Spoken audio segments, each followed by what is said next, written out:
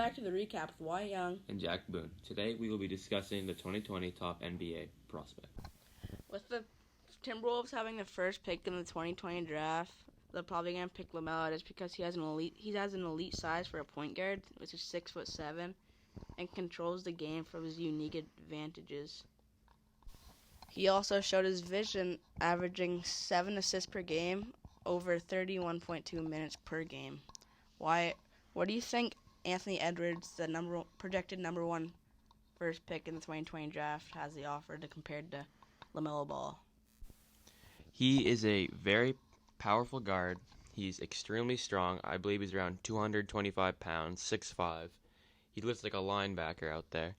But him running around, he gives you the kind of look of a Victor Oladipo or even a Russell Westbrook. In college, he dominated. In high school, he dominated.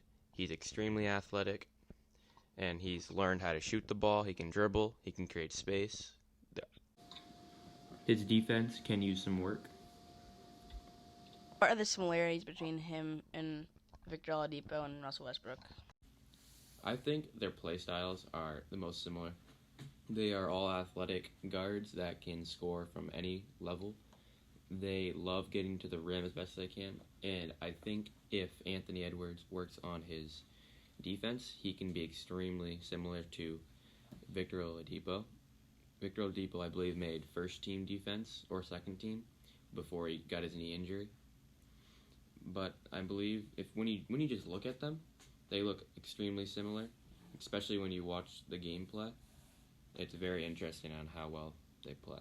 Well, it should help him anyway, being 230 pounds and 6'3" as a shooting guard. I think if he learns to be more explosive, it will help him a lot on the offensive end, especially in the paint, considering the fact that in college he never went up against teams that almost always had 7-foot centers that can all play defense. So being more athletic and explosive will help him. What teams do you think especially need him right now?